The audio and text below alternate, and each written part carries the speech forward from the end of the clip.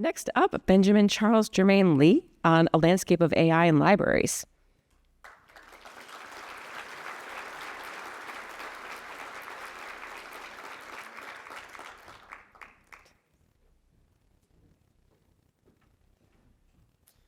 Hi, everyone. How am I doing on sound? Okay? Not too loud, not too overbearing? Okay, perfect. Well, first off, Kate, thank you so much for the introductions. Wonderful to be here. Also, huge thanks to all the CNI staff for being so generous in having me here. I'm really honored to have a chance to talk a little bit about a landscape of a topic that I think is on everybody's mind, for better or for worse, AI in libraries.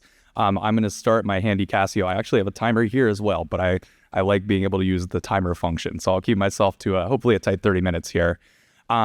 So my name is Ben. I'm an assistant professor in the information school at the University of Washington. As Kate has mentioned, we first met each other, I guess now about 7 years ago. Hard to believe how time flies. And I think in particular, when we talk about AI, so much has changed in those 7 years. It's really remarkable to reflect on where we were to where we are now. All sorts of new questions that have been introduced as a result. And so my goal here today is to really talk about three things. The first is situating myself, who I am, how I came to this work in computing cultural heritage.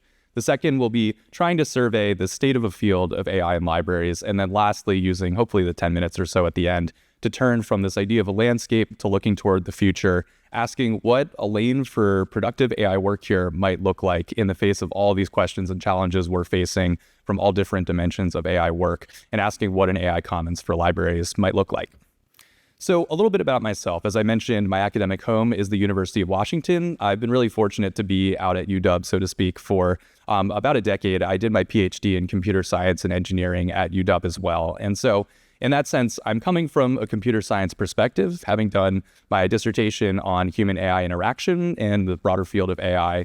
And I'm fortunate in this context to be in an iSchool now in a very interdisciplinary space where I can work with librarians and all sorts of other colleagues around questions around using computing in the context of discoverability and collections.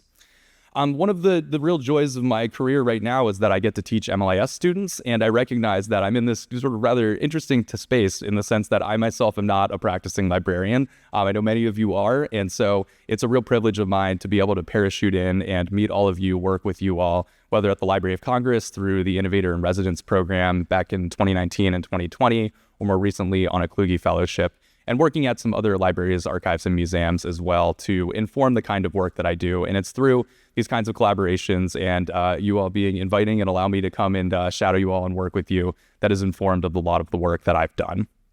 So a little bit about computing cultural heritage, a term that I think many of you are familiar with, one that I like to use to describe this work in the sense that it's asking, what do we do directly when we interface with collections? And my own orientation of this work comes from my time at the United States Holocaust Memorial Museum here in DC. I'm going back to 2017 or so. My own journey to this time at the Holocaust Museum is informed by my own personal family history. My grandmother was a survivor of Auschwitz-Birkenau concentration camp. She lost her entire immediate family and most of her extended family as well. And it was through this journey of family history that led me to coursework in Holocaust studies, history, digital history, in college while majoring in STEM. And I came to that crossroads that I think many of us are familiar with, of reaching the end of college and not knowing what's coming next. And I think I recognized for myself, it didn't seem like moving forward in graduate school in, say, physics or astronomy was precisely what I was looking for. And so I found myself at the Holocaust Museum on this year-long fellowship working on an archive called the International Tracing Service Archive, which is this collection of now hundreds of millions of pages of documentation pertaining to survivors and victims of the Holocaust. And it's an archive that I'd actually first encountered with my grandmother going back a decade before when we had visited the museum together and had learned about this opportunity to trace documentation related to our family and my grandmother herself. And so you'll see these index cards on the right-hand side, which are essentially the primary way into the collection, which mapped phonetic names to documents in the underlying collection. And these cards are of my grandmother herself. And so I found myself on the other side of the archive here, working with the staff and the Survivors and Victims Resource Center around what it looks like to actually process a tracing request on an individual, in this case, my own grandmother, and seeing what this process looked like of matching the kinds of form structures on these cards to underlying information about the documents. And so it became this moment of sort of, I think, sort of intersection of all these dimensions of my life of recognizing what it looks like to apply computation, recognizing the opportunity for these kinds of computer vision approaches to understand the document collection, while also recognizing what it's like to be represented on the other side of the archive. And so it's that kind of underlying ethic that I've tried to have inform a lot of my work here, and just wanted to offer that as a perspective in terms of how I've ended up in this line of work that I've been really fortunate to extend through working with Kate and the LC Labs team on a project called Newspaper Navigator, which was during my dissertation and my PhD, which asked this question of how we might begin to reimagine how we search over this really rich embedded visual culture in historic newspaper pages from chronicling America at the Library of Congress, recognizing that on the one hand, we already know how we can search over text. We have OCR, we understand how to do keyword search, we understand textual analysis, not to say that it's not perfect, to say that it's perfect, but rather to say that it's interesting to think about what we could do to try to apply analogous methods of searching over the kinds of visual culture. And so Newspaper Navigator as a project ended up taking a few different steps. The idea was we could start with newspaper pages like the ones shown here. We had about 16 million at the time, thanks to all this incredible work at the LC and the NEH. Try to fine-tune an object detection model, so a model that could identify, say, photographs or illustrations or maps on a newspaper page and extract them and create a data set that we could serve to people. Then we could build out a new discoverability layer or a search application on top of it and put it in front of the American public and use it as this opportunity to ask how people really want to search over this kinds of visual culture. And so with the data set, after processing those pages, we could then begin to do queries that were really difficult, it turns out, for a very long period of time, whether, say, teaching with primary sources at the LC or scholars always had these questions around how can we, say, find maps from the 1860s or grab representative sets of editorial cartoons. And doing so was this, incredibly laborious manual process of viewing page by page and cropping images out. With Newspaper Navigator, we could go ahead and ask for all of the maps from 1861 to 1865, for example, and we find the maps as shown here. And it becomes really fun to see what you can ask, right? Here's one map that's been circulated in a whole bunch of newspaper titles, and here we begin to see the kinds of digital humanities questions one might ask about circulation in newspapers and such. In the search application we built sort of in response to the kinds of queries that we saw with the data set, people downloading these kinds of bulk images, people working with the maps or the photographs and recognizing that having a discoverability layer here where people could begin to formulate queries beyond just, say, downloading a bunch of files would prove to be really useful. So with the search application, we had about 1.5 million photos in there. You could do queries over the captions of the photos that we extracted. So here's a keyword search of baseball, one of my personal favorites. And then also then begin to formulate visual similarity queries using what we called a feature called Train My AI Navigators, which allowed the user to define these kinds of positive and negative examples of how they wanted to steer the system, train this AI system on the fly to retrieve images according to visual similarity on the right-hand side, no text queries necessary. And so it's interesting to reflect on what's changed over the past 5 years in doing this kind of work. And of course, the models have changed completely. The landscape for doing this work has as well. And so that'll inform the next portion of this talk here. But just to talk a little bit about some of the lessons learned here, we had a whole host of users from the public, which proved to be really instructive on sort of next steps around what people want to search for and what opportunities there might be for using this kind of mode of AI for searching. And so that's what's informed a lot of the research that I do in the iSchool now with my lab. And so as one example, we're working on how you might actually scale down these kinds of approaches. What does it look like to provide, say, open source code to spin up viewers for, say, 1 million photos on your MacBooks sitting in your bags right now or out on your laps, and how we can actually begin to browse a collection without much metadata using, say, multimodal models like CLIP. And also going in the other direction, how we might begin to contend with the scale of, say, more digital materials or web archives. The Internet Archive just hit this incredible milestone of its trillionth web page archived, which is a number that I can barely begin to conceptualize. But in the face of this, we recognize efforts like the End of Term Web Archive, initiative I've been a fan of now for a very long time, around, say, crawling federal government websites at the end of each presidential administration and collecting petabytes of .gov and .mil domain data, and asking, now that we've addressed, in some sense, obviously, still many questions of preservation remain, we now have enormous amounts of data. How do we begin to address the question of access, knowing that we have these work files and these embedded PDFs? What does it look like to go beyond basic keyword search and downloading them and trying to contend with the billions pages and trillions of web pages we have?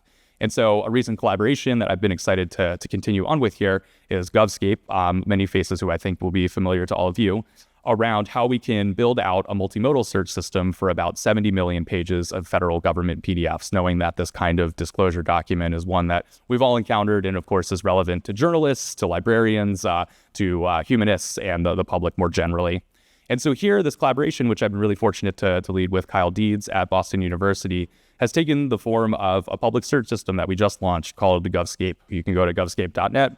And here you can do queries, both keyword searches, but also do visual searches here for things like redacted documents, recognizing that searching text at some level ultimately has its limitations. Redaction is, in my opinion, this great example of things that are the absence of text. So here we can formulate a query, get back documents like this one from the upper left from the George W. Bush Presidential Library at Texas A&M. And you can also do semantic text queries over things like pediatric healthcare in rural areas. But I mention all of this just to go ahead and talk a little bit about what my career has taken this interesting turn into AI literacy. I think one of the unexpected but really joyful parts of doing the work with LC Labs was understanding what it looks like to communicate what an AI system is to a lay audience, and also internally at the LC. We were at the very early, the beginning of the pandemic. Everyone was on Zoom. And so there was this really, I think, unique opportunity that we had to, with colleagues at the LC, put together a critical data sets reading group where we had staff from across the agency join us for conversations around AI, around data practices, around digital access. And this ended up sort of morphing into some broader conversations that I had at the LC, working with Kate on a data landscape report of usage of data across the LC, and also to my own teaching at UW around developing out coursework for MLIS students and computer science students around cultural heritage, around modes of access. And now I find myself here many years later teaching the general education course on AI literacy at UW. I've just wrapped up the first quarter of this, so I have a lot of thoughts about where this is going and how we can bring it to a course that's really cross-campus, bringing hundreds of students a year through AI literacy. But this has really been a central part of the teaching that I've been doing, and also I think informs a lot of the work that I've been doing with other stakeholders, in particular working really closely with DPLA and John Bracken, hi to John in the audience, around what it looks like to speak with library leaders around AI usage in public libraries.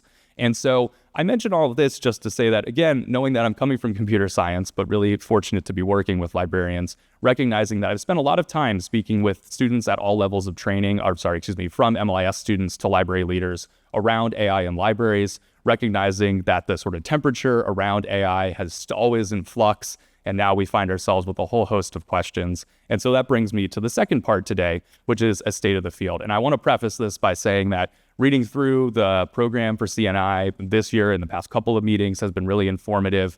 I follow a lot of the work of all of you in the audience, and so it's a real privilege to be here speaking with all of you, and to also recognize that I think I spent many days trying to distill down versions of as much work as I could, and there's just no way for me to possibly do it. So this is my best effort to try to highlight some of the very high-level work that I've been really inspired by. But again, conversations with you all moving throughout this meeting will be really informative for me, and I also want to mention that I think a convening like this is precisely the way that we move forward around these questions with AI.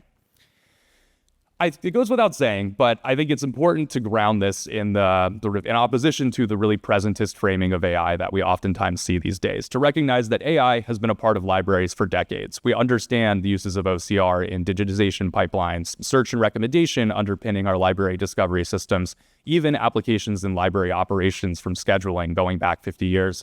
And so I mention this just to say that we do have accepted practices of AI and understand real applications and use cases in this context that have been successfully operationalized, and in some sense speaks to the success of these efforts that we don't really think about them as AI in that way.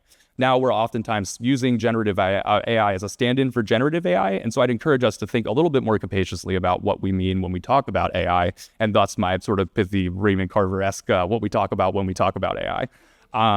But I do want to take a little tour through some of the fun papers that I had a chance of looking at. And so I was able to find this really fun 1991 ARL survey on expert systems that I thought would do a little bit of work of giving us this context longitudinally of AI usage. And so this flyer from 1991 on expert systems defines library expert systems as capturing the specialized knowledge of library staff and making this expertise available when and where it is needed. Expert systems have three basic parts, and I think these three basic parts are ones that we will recognize as core to the conversations we're having now. A knowledge base that contains facts, rules, and other representations of human knowledge about a specific subject. An inference engine that solves problems by analyzing the knowledge base in a manner that resembles human reasoning. And third, a user interface that allows the user to query the system and understand its reasoning process. And I emphasize this again because a lot of this, I think, sounds really familiar to what we're talking about with AI use cases now. It's also really fun to take a look at the survey results and see the predictions as to when expert systems would become operationalized. We see, of course, a widespread from 1990 all the way to past the year 2000. And here we are in 2025 asking the same questions around what it means to build out these systems. And so again, just a reminder that this is a conversation we've been having for decades. But also, it's fun to see where we've come from. So here is some screenshots of some initial interfaces from 1990. This is a system called Ask Bart from the University of Illinois. And we see it's found 9 citations here. And I think it is also very fun to see where we've come. We have systems like this on the left that have now evolved into ways we can now browse tens of thousands of photos at once, pointing to my colleague Brian Fu's work. We can have so many examples in the audience of ways we've really done inspiring work around re-envisioning these interfaces. And here's the point where I think I find myself trying to go toward a state of the field and also talk about both some of the opportunities we have and also the challenges, not to belabor the opportunities and challenges framing that I'm sure we've all heard too much. But I did want to point to some resources around revisiting the temperature of AI. The ARL quick polls have been a really informative way of doing this that were done in April 2023, December of 23, and January 2025. My goal here was to have QR codes to as many resources as I could. We'll make the slide deck available, but treat this as a resource for you all to revisit as you explore this space. But it's been interesting to see views on generative AI evolve, and we actually see a movement toward even more positive views around generative AI. One that I think is actually different than what I've experienced with MLIS students in the classroom who seem to be really, obviously very worried about many of the concrete harms we see, and I'll speak about those in a moment. Understanding where we are in terms of implementation and experimentation, knowing that we have really moved from this point of just talking about AI in many senses to really doing this kind of work of exploring applications and doing active implementation as well. And also the development of AI policies, I think a really core part of these internal conversations we've seen. A lot of work around beginning to develop guidelines, implementing guidelines and policies, putting them out into the world. And there's been a large work around here, both in the research library context and in public library work around making these AI policies publicly available, bringing them to boards, et cetera. And also a lot of work here. I think the ACRL poll on AI literacy, the survey, has been really informative. I'll leave it to you all to take a close look at some of the details, but I did just want to emphasize that we see across these various aspects of AI quite a spread in terms of how people are feeling from, in this case, a 1 to 5 on a Likert scale, and also understanding how we see different dimensions of this work and attitudes, say, positively or negatively toward this incorporation. And I think this brings me to one of the more difficult parts of this talk, which is not talking about the concrete harms themselves, but rather recognizing that I think any conversation here around AI just necessarily needs to foreground the real concrete harms that we're all facing with AI systems. And again, I think one of the questions that I have for myself, and one that's evolving, is what does it look like to carve out a meaningful lane of work here that incorporates library values beyond a sort of lip service of doing so, but also allows us to bring forward the kinds of work that we're excited about in contrast to or contra these kinds of harms that we see. So I'm going to spend 2 minutes here running through these concrete harms with some resources that I've been using within my own teaching on AI literacy. And so my hope is that this just gets us all on a level playing field, not to bring us to a sense of despair, but rather to understand what we're contending with. And I think it's actually the point of agency and empowerment that I'm going to want to emphasize here. So much of this is recognizing that this isn't all preordained.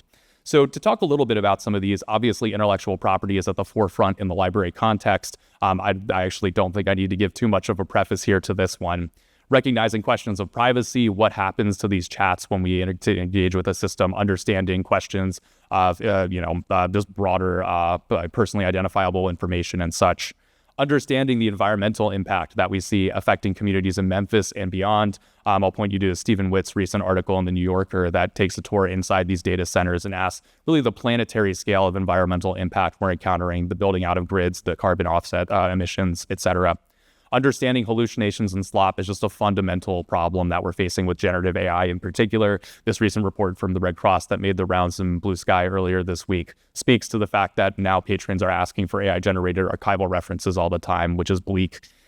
Understanding this sort of weird, I don't know how to describe it other than this convergence to a statistical median, that in some way all of this around AI is meant to sort of talk about creativity or all these different ways we can envision things, but somehow all of it ends up looking the same in some weird way a lot of the time, and understanding that this kind of convergence is something that libraries actively resist in so much of the work we do around serendipity, patron engagement, and beyond.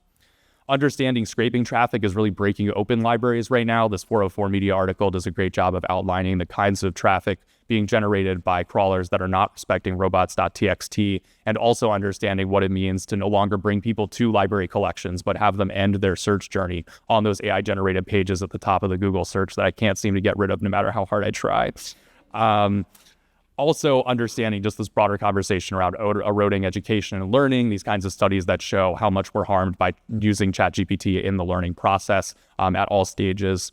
Understanding the labor dimensions of this, which is really obviously, I think, at the forefront of everyone here thinking about libraries and institutions about what this means.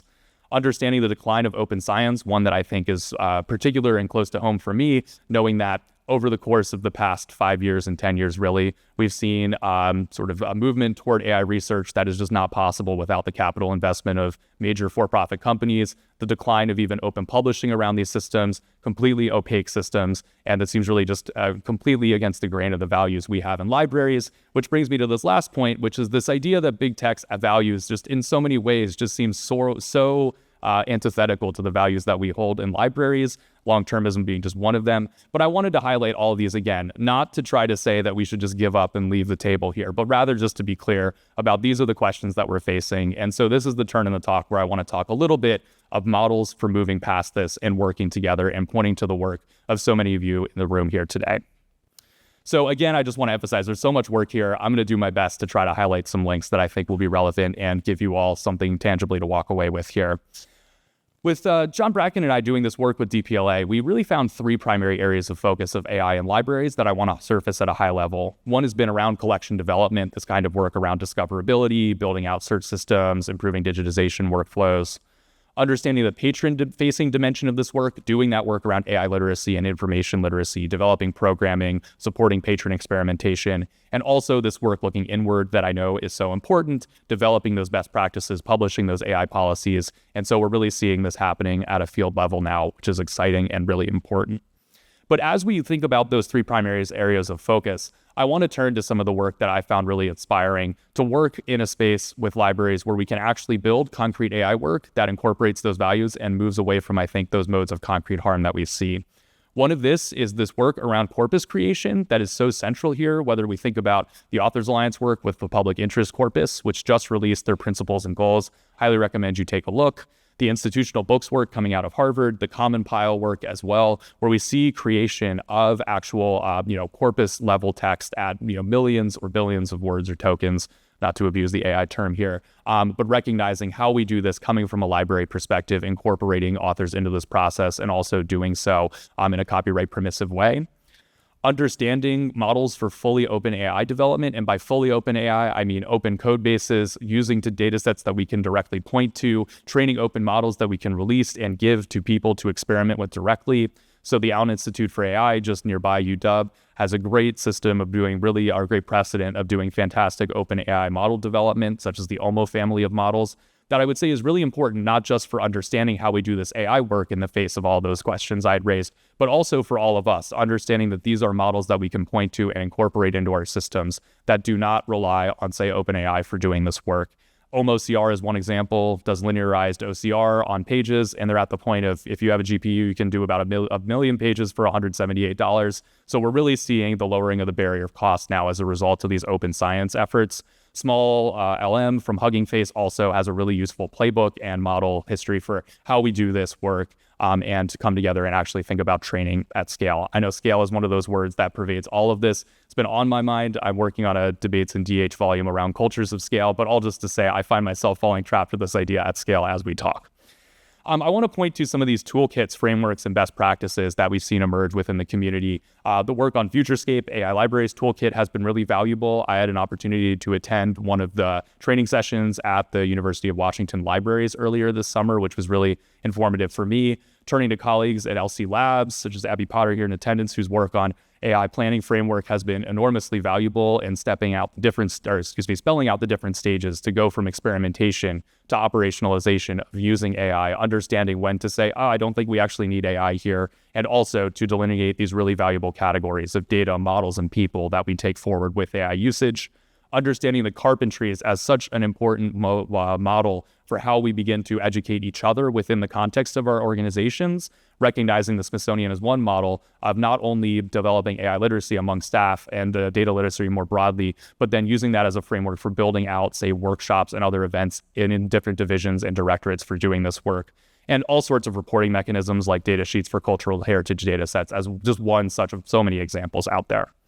I also want to turn to these communities of practice that have been doing work around AI literacy, open source work, ones that we're a part of, CNI being such a specific example of this, convening all of us to have this discussion, which again, I want to emphasize, I think is critical to moving this forward. But we can think of work like AI for LAM, an organization that just has a new charter and just had their yearly conference, Fantastic Futures, last week, which I was very sad to miss, bringing people together, demonstrating cutting-edge work in this space. Code for Lib is a place for us to come together and talk about open source code and talk about what this library dimension looks like in person too, pointing to the multilingual work of Programming Historian, doing digital history tutorials for educating historians on working with code bases. AI for Humanists, co-led by one of my colleagues in the iSchool, Melanie Walsh, which is fantastic. And lastly, turning to resources like Hugging Face's Big LAM, Big Science, libraries, archives, and museums, which has emphasized actual tangible models, data sets that we can work with, creating an environment of sharing that allows me as a researcher to go and check on new data sets to begin to apply the latest models and to facilitate that work as well. And also we see models for funding this work. Schmidt Science has just had a huge announcement today of all the projects they've been funding in AI and Humanities Virtual Institute, the work in the National Endowment for the Humanities and the Office of Digital Humanities in particular, thinking of Brett Bobley, who I know is here and has done such fantastic work in cultivating this over the years, thinking about new endeavors like Humanity AI coming from a whole bunch of philanthropic funders that seems to be really moving toward a space of intentionally funding human-centered work around AI. So I just want to emphasize that there are opportunities for us to think about funding this kind of work that we're working on together collectively too. And I also want to point to this idea, instead of moving outward, moving inward, thinking about minimal computing as an essential part of contending with this question of scale with AI, thinking about this great introduction from DHQ special issue, advocating that minimal computing is an approach that first and foremost advocates for using only the technologies that are necessary and sufficient for developing scholarship, and thinking about that as a paradigm that we can move forward with, no longer thinking about incorporating AI just to address questions of scale or to use the fanciest thing, but asking what are the minimal computing resources necessary to advance our goals at an institution, and applying that in such a way that we no longer, rely on enormous computing budgets or computing infrastructure to do this, recognizing the environmental impact of the work too.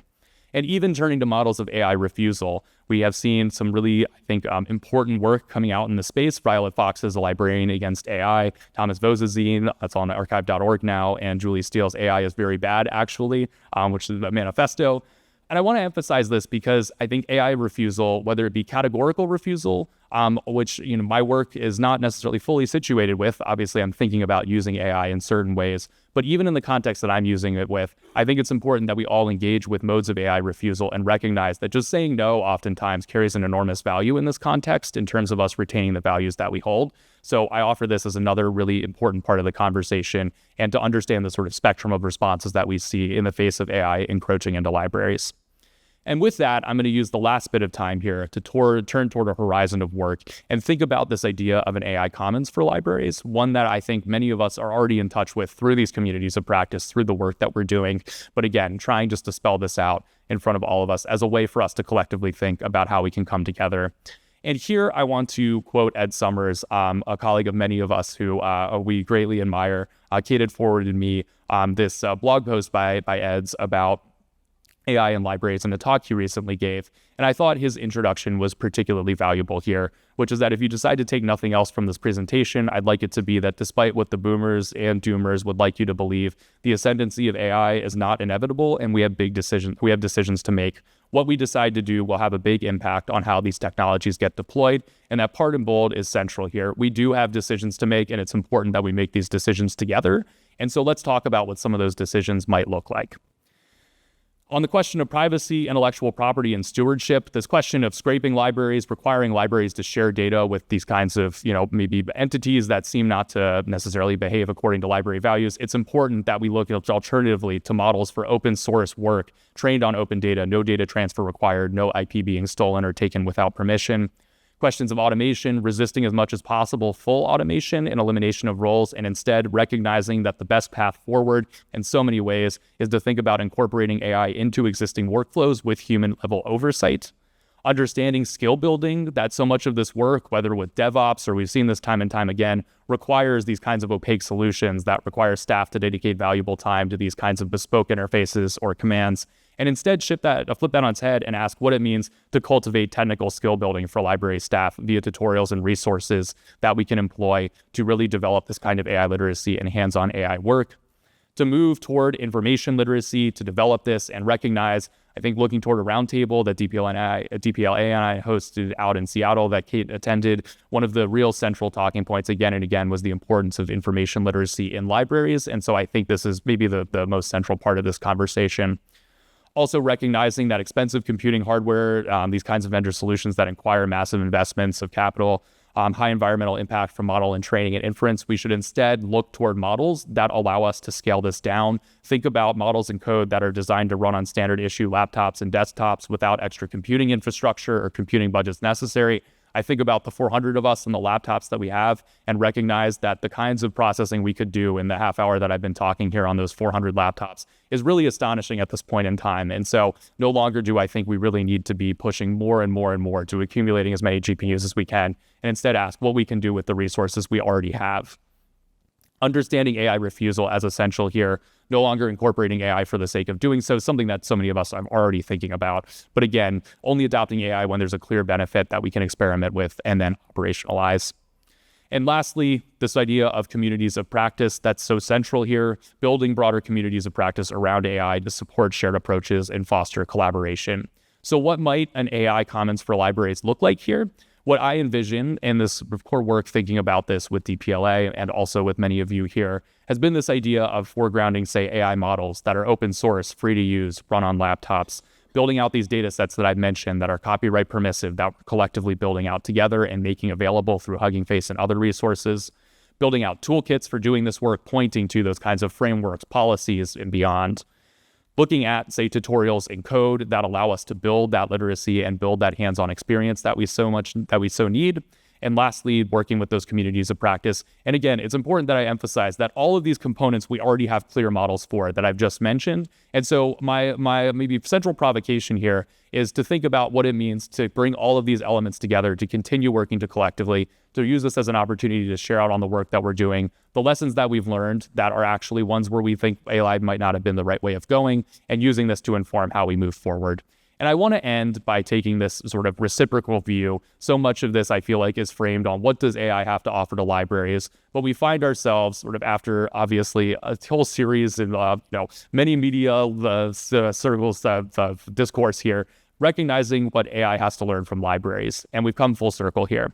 One of the central things that we learned over AI training over the past couple of years here is that in the AI context, so much of the quote-unquote high-quality data, which I say in scare quotes, is essential to training performant AI systems, not just endless data stock, not just the Reddit data or the kinds of social media data floating out there, not data, that's different data sources are going to end up having more impact when it comes to training. And what we find is that all of a sudden AI researchers are finally discovering what we've already known, which is that our collections are invaluable. There need to be weighted more in the training data. The reason why all of our sites are being crawled is because what we have to offer is so valuable. And so what does this mean? I think it means that it's time for us to hold to our values and build this alternative model and recognize what Ed Summers said, which is that we have decisions to make, but so let's make those together collectively informed. And so again, I just want to spin this toward recognizing this lane that I think allows us to bring this optimism into the work, reflect on, say, 30, 40, 50 years of AI work in libraries, what we've already incorporated, what's led to democratizing access, improving our workflows, making libraries what we aspire them to be, and trying to find ways of being able to allow AI to bring us this forward without falling trapped to all of these concrete harms that we see. I'm going to end on one last note, which is a very shameless plug here, which is one of the reasons why I love being in front of an audience like this and people who I admire is opportunities to collaborate. So I think ways of taking this work forward and doing that together on concrete projects is something I'm always interested in. But I'm going to go ahead and stop talking right here and open it up for questions. But thank you all. Your work has been so informative for me and for everyone else here. So thank you.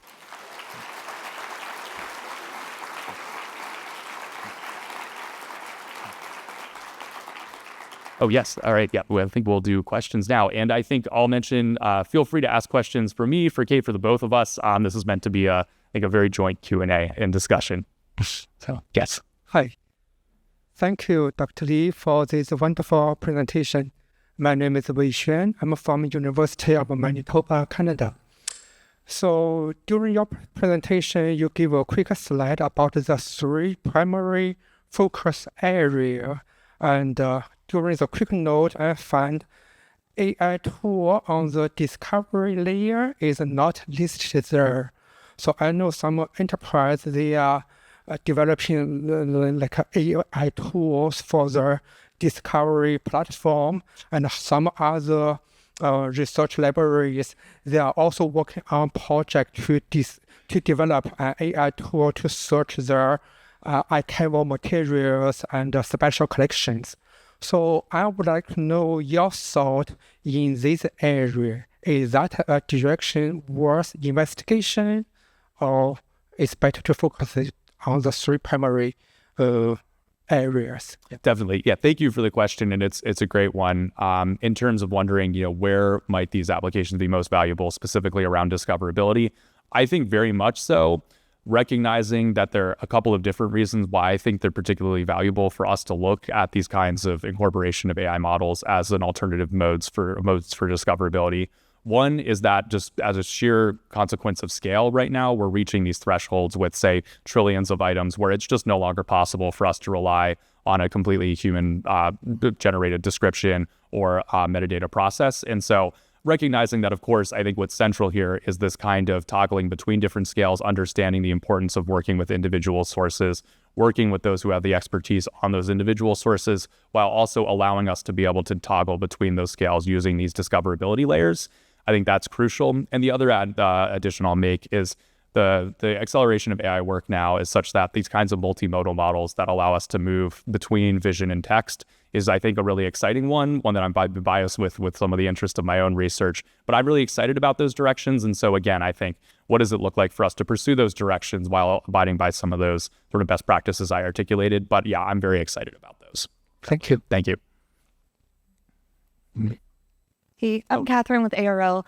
And thank you for this. I think you listed intellectual property on a list of sort of harms, and I'd just be interested in hearing more from your perspective on kind of the harms related to intellectual property in the context of AI. Definitely. So I think first and foremost, the point just remains clear that so many of these AI companies and these models are just trained off of data that was never shared with this intent, or also more specifically have been copyright restricted materials. And so this idea of having pirated enormous amounts of data and intellectual property, I think the term data here is actually slightly pejorative in terms of reducing it down, I think has just been profoundly upsetting. I'm sure all of us here have colleagues, or many of you have books that have ended up being used to train these AI systems, and recognizing only after the fact.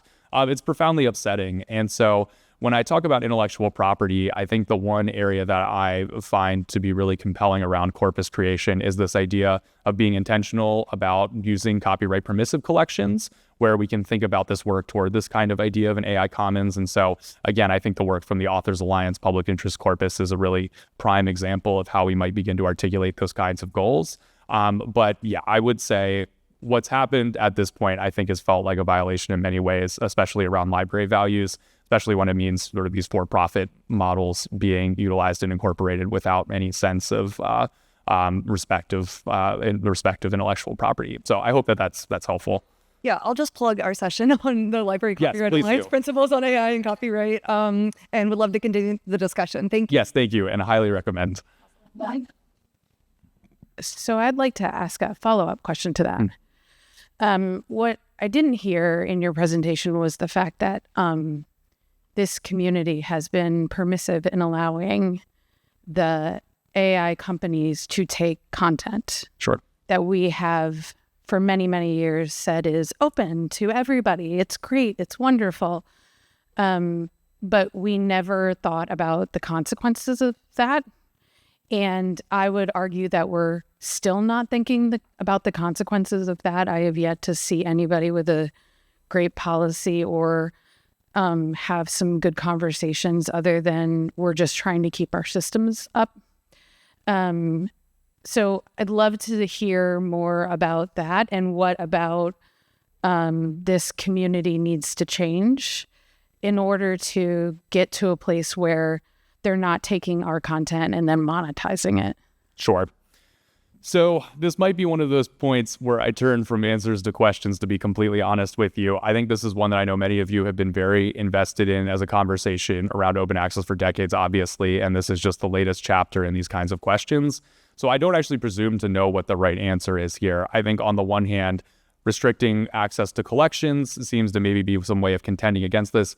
Then again, this question around sort of restricting access and moving away from open access raises us all sorts of other questions. It's something that Kate and I have talked a bit about, but I'd be very curious to defer to those of you from, say, the Authors Alliance Public Interest Corpus and others who have been thinking about this question.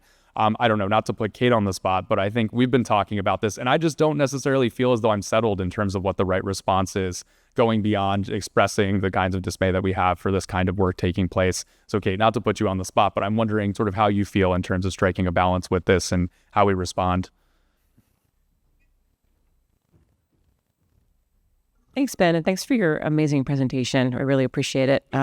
Rosie, I think you're totally right that this is a conversation that we need to have, and I think maybe CNI can play somewhat of a convening role in having that conversation. I know many of us were the advocates in our institution for open access and open access policy.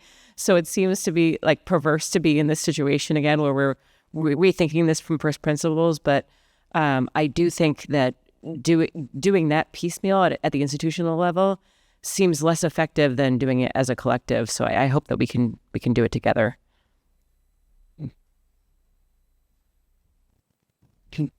Yes, please. Hi, Scott Walter, San Diego State University. It pains me as a cougar to say that a UW person has given one of the best discussions of AI that I have ever heard. But I will admit that.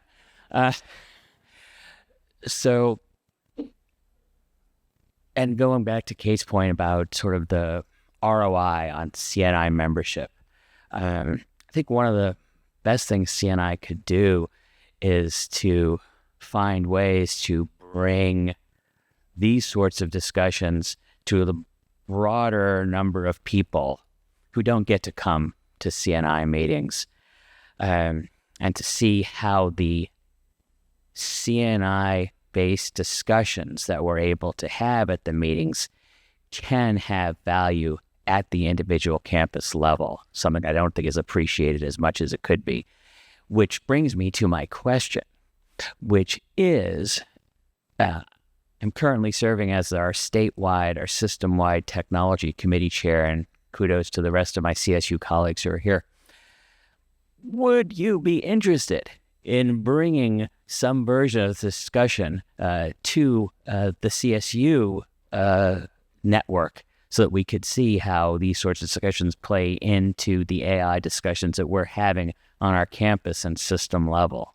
Certainly. And first off, the compliment you just paid me is the highest one I could have possibly received. So thank you for that. And yes, would absolutely love to. So please, would love to talk more. And, I guess the other point that I'll make with this is I recognize in this space in particular, but broadly speaking in these conversations, I find them just personally very useful. And so part of what I love about talking with campuses and understanding this context is learning from everyone around their concrete questions around AI, different use cases and such. And so, as I said, I think this is an evolving conversation and one that I learned from just as much as all of you. So thank you.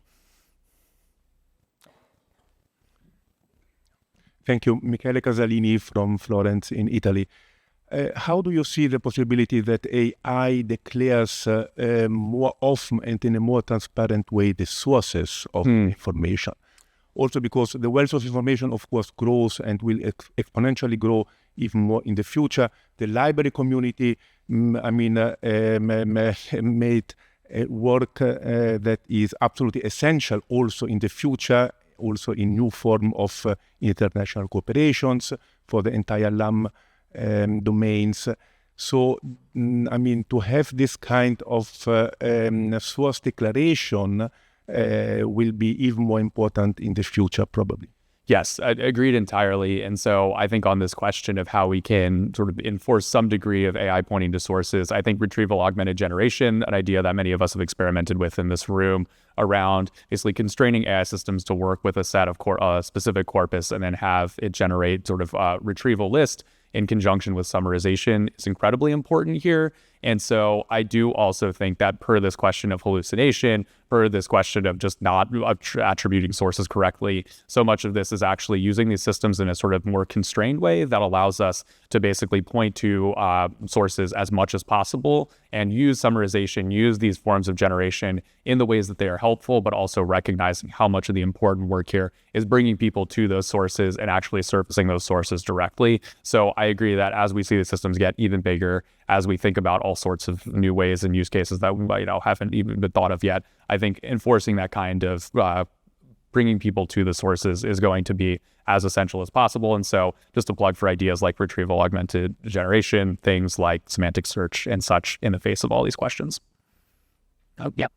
Thank you for teeing up my question. I appreciate it. Scott Weingart, Library of Virginia, thank you as well for a really excellent presentation. I am currently tackling or attempting to tackle a difficult problem of, in our institution, a large tranche of materials that need to be described accurately with zero tolerance for error for legal liability reasons. Have you seen good models, hybrid models of AI systems and expert oversight that gets to that point of zero error? I would love to know any examples you may have seen. Yeah, well, thank you for the question, Scott. And Scott is as someone who I look to for work in this space for so long as well. So I'm glad we have a chance to actually meet in person after all this time. But to answer the question, I think ultimately, in my perspective, so much of this goes back to actually the human level oversight there and recognizing that I think as useful as these kinds of AI tools are in all the methods that we've described, I think it's most helpful as a way of providing a first pass over materials and trying to subvent some of that initial labor that's required to go through the initial descriptive methodologies. But I think ultimately, in a case where there's zero tolerance, I think that ultimately requires a human being in conversation with each item and providing that description hands-on. And so again, I think that gap between doing a reasonable job with a high degree of error versus getting to a point of no error is the point that I don't know if we'll ever successfully bridge. I remain skeptical of this. And so again, I think the AI use cases that I've seen are valuable are that initial descriptive layer, that initial discoverability layer that allows us to refine and then achieve the kinds of high-level description that we ultimately need to, say, meet compliance, to meet these questions of trust that we see in libraries in particular. Thank you very much. Go. Yeah. Hey, Ben, Scout Calvert, University of Nebraska-Lincoln. Oh, hey, how are you? Last year. I'm thinking about the discussion so far about intellectual property and openness and the sort of, the hoovering up of all of the stuff that we've provided and created and then to turn around and then monetize it back at us. And I think this is an important question, and also it's a question that comes from a particular kind of legacy or worldview about knowledge and intellectual property that might be holding us back or framing things in a way we want to step away from, at least sometimes. And what I have in mind is the growing movement for data sovereignty and indigenous data sovereignty in particular. It's not identical, right? That what folks in the indigenous data sovereignty worlds are trying to do can't be mapped neatly onto what we're doing because we come from a different knowledge tradition. So we can't just say, well, we're going to be sovereign. But the kinds of things that they're thinking about in terms of control, community benefit, authority over data might be the kinds of things that we should be thinking about especially I think I'm getting to a question, and I apologize. Please. The things that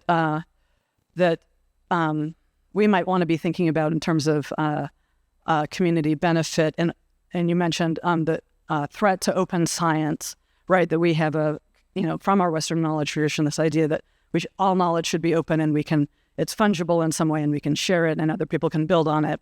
Sort of progressivist view that's not necessarily part of indigenous epistemology, but that we are increasingly in a position where we're moving away even from principles about who should be doing science, right? Who gets to have the power to inquire, and who has the power to set the research questions that we're asking and the tools to be able to answer them. And now we see that this is like a multi-million or multi-billion-dollar enterprise to be able to ask the kinds of questions that Silicon Valley is, right? So we're on the cusp of losing the power to have actually like science and inquiry directed towards the problems and concerns of people. So what do you think? That's my question. Well, thank you, Scott. I should mention I believe, in Lincoln in like 4 months, so I would love to see you again. But just to get at, I think, some of the points you made there. First off, your points about indigenous data sovereignty, I think, are exactly right. I want to point everyone to some of the projects that are out there that are fantastic. There was an incredible keynote at Fantastic Futures last year about Maori practices with AI sovereignty and basically using local compute clusters to be able to work on translation of relevant sound archives. So just wanted to mention that as one area that I completely agree with, and understanding how those kinds of principles, though, as you said, not directly aligned with the kinds of questions that we're facing now, are an inspiring model. And I would also say that the kinds of questions that are informing the kinds of librarianship and archival practices that we see coming from community-based archiving, I think in some ways also are very resonant here in terms of what does it look like to actually be embedded within a community in knowledge production, and also recognizing how that can reciprocally inform what we are expecting of AI systems or wanting them to do, as opposed to what the structures of, say, Big Tech have created them to do. I don't have the clearest answers in terms of how we actually move this forward, but I think you're exactly right to point to some of these other areas that might not necessarily immediately jump to mind as sort of most AI relevant, but I actually think that those kinds of longer term traditions of engagements and forms of knowledge are going to be increasingly valuable and incredibly valuable in helping us to formulate that. So thank you. Thank you. See you soon. Sounds great. Yes. Hi, I'm Yasmin Shorish. I'm at James Madison University, and I have a question for both of you, and kind of about what CNI might be well positioned to do in this space. Hearing the comments about how we haven't really treated the open question well in light of this technology, given that we have a lot of leaders in education and libraries and IT in the CNI space, and I'm kind of like a lurker here, to be honest, just full disclosure, I'm here because of Spark. So correct me if I'm misconstruing the purpose. But in this space where everyone is coming together to share ideas, it's an opportunity, I think, to develop a set of principles and values to guide interaction with this technology and emerging technologies of the future that we can't predict yet, that recognize that all three of these stakeholders need to share a vision and share a value set, because we are working against a market force that is tens of billions of dollars and is only going to be survivable by getting every aspect of the economy to engage in this. So I think there needs to be that coalition and that coalition building. So I don't know what structures CNI has to bring people together to do that kind of development of principles. I'm thinking about the collections as data work that we did with our Vancouver principles and how we had a lot of community engagement, which you were part of. So could we replicate something like that in CNI across these different constituencies to have something that is community-based and has a lot of, because I know this matters, institutional clout and power behind it, so that people don't feel like they're making decisions out there in the cold by themselves that are contrary to market forces and potentially government interests. And I'd also just like to put a plug in for KB, the National Library in the Netherlands, has a great statement about the use of generative AI on their collections and policies. And I think we could look to our colleagues in Europe with Daria and Impact and on these other groups to inform how we want to engage with the technologies too. Thank you for the question. Actually, Kate, should I turn it over to you to start? I'm not sure. Oh, yes. Great. Thank you. I do want to mention the work that ARL is doing on AI, and some of this I think is addressed by some of their work. And Natalie is here, who is the who's working on behalf of ARL and CNI to do as a researcher in residence.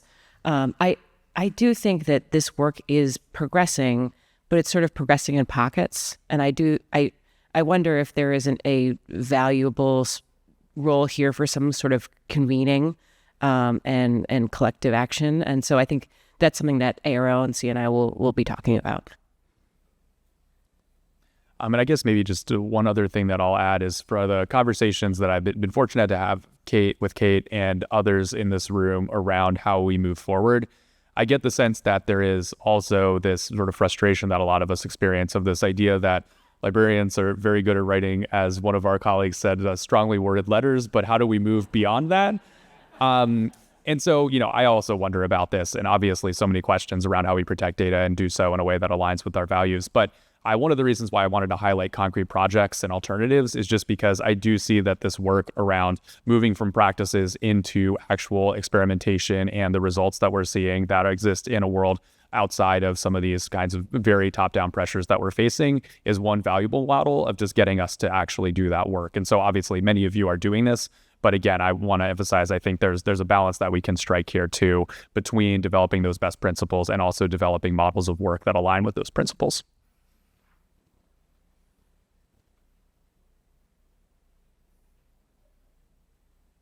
Oh, yes. Hi there, Elaine Lasta from SUNY Albany. You mentioned AI literacy. I have a bugaboo about using information literacy and AI literacy because I feel like the rest of the world, their eyes glaze over. I saw an article in Forbes magazine where the author talked about skeptical intelligence as an alternative to artificial intelligence. And I wonder if we have a branding problem, because what he went on to describe was exactly information literacy. So should we be changing our parlance? Should we be changing our terminology? It's a great question. It's funny. You're catching me at a moment where our AI literacy course at UW is going to the central course review. And so we're debating about the perfect name for the class. So actually, it's a relevant discussion. If any of you have suggestions about a good UW class on AI literacy, let me know.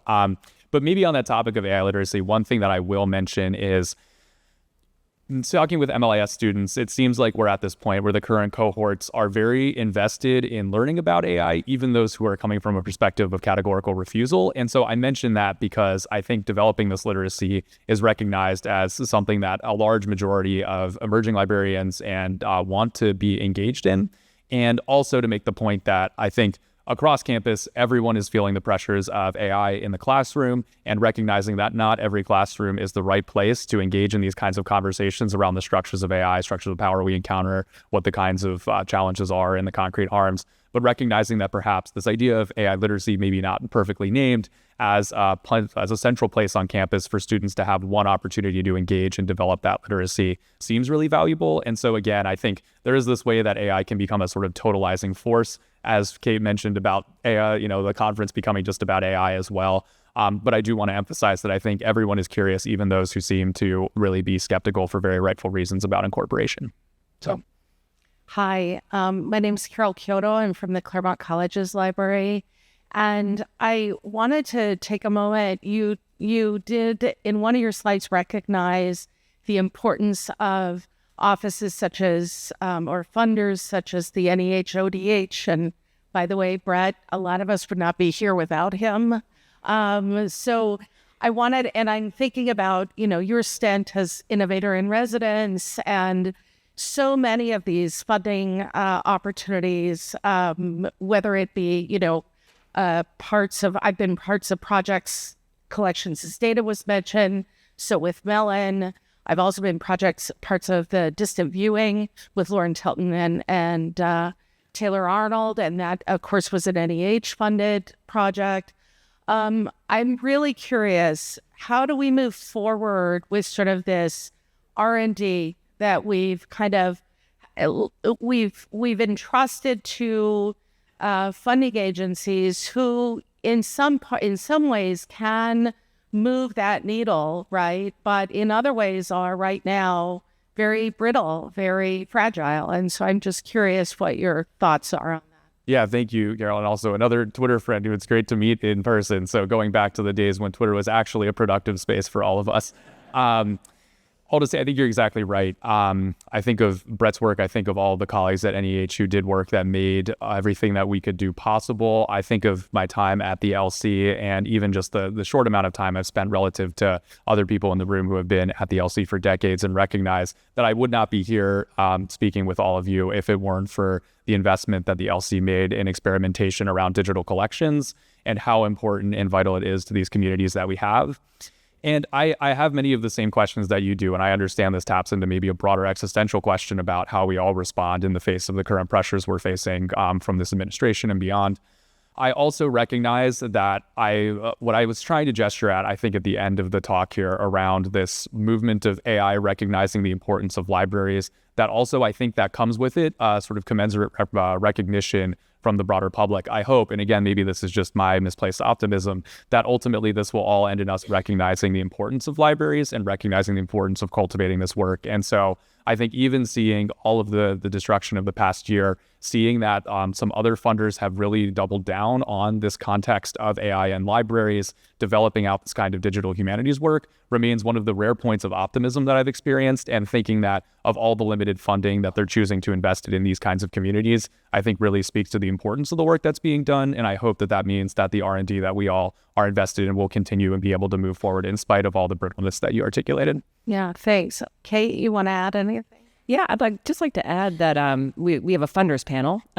It's on the session, so I recommend people join us for that. I just want to acknowledge the reality of what you're describing and the fact that we have been so fortunate to be able to rely on these funders to support so many of the innovative work that we have done that has now become production work. And the loss of that support is really impactful. And I wonder about our ability to diversify the sources of support. So one of the things we're going to add to the funders panel is Kathy Milliken is coming from the Library of Congress to talk about fundraising from high net worth individuals. And I know some of your libraries have, or some of your organizations have their own fundraising capabilities, and some don't. You have to rely through central fundraising. But I also wonder if there's not a possibility for us to fundraise with high net worth individuals as a coalition in groups, which is something I think we haven't really tapped into before. So I think it's the time to get creative. Hi, Anna Lewis from the University of Wisconsin-Madison, and I thoroughly enjoyed your talk about, what we talk about when we talk about AI. And I think some of the last few questions, I would be really curious to hear more about your thoughts about how specifically, explicitly, we should talk about AI. Are there people that are doing a great job of communicating this across the country? And I think what I really appreciated was your sort of top 10 concrete harms. I think we as librarians have a real responsibility to be always that sort of critical voice in a room when we're talking about AI. And so I guess, are there strategic communications folks that we can be partnering with to make sure that we're not just sending the strongly worded letters, but we're really speaking in a way that helps, get us allies? Yeah, such a great question. And here I think I would love to point again to some of the organizations and communities of practice that I mentioned, thinking about AI for LAM as an organization that's been convening these discussions for quite a long time and now has the support to really begin that process of spreading the word and engaging in those conversations. I think of close colleagues of mine, Abby Potter and Mike Trisna, who have been leading the charge with AI for LAM, but also doing a lot of the work in the DC context about educating colleagues and doing that work of spreading the word of what experimentation looks like and moving the work forward. But again, I think to zoom out, I also just want to point or make a plug again for resources and organizations like, for example, Code for Lib, Programming Historian, some of these other contexts that we've seen that have done a fantastic job. Also on the public library side, we've seen investment of, or a number of speakers who have done a really fantastic job about attempting to communicate this to broader audiences and go into some of those details, as you had said. Again, I think one of my goals here with the slide deck was to hopefully just provide some starting points. And so we'll be making this available and the video available as well. But I would encourage you all to follow up. And as a brief note, I'll also offer that I'm very happy, if it's helpful, Kate, in the Slack channel, maybe it's actually worth creating a channel around this where we can all share resources and names of individuals, presentations that we're excited about and that provide a path forward. So maybe this can be a communal effort on our part to cultivate that.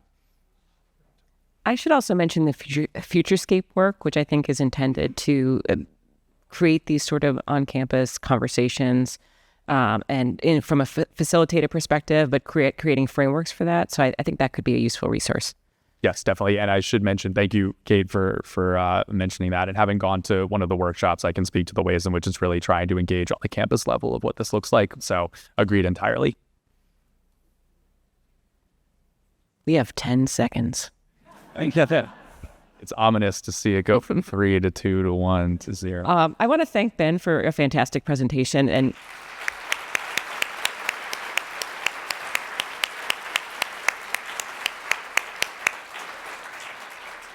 I think Ben will be with us for the remainder of the meeting, so please stop by and say hello. And thank you all for the great conversation and questions. It was great. See you in the hallway.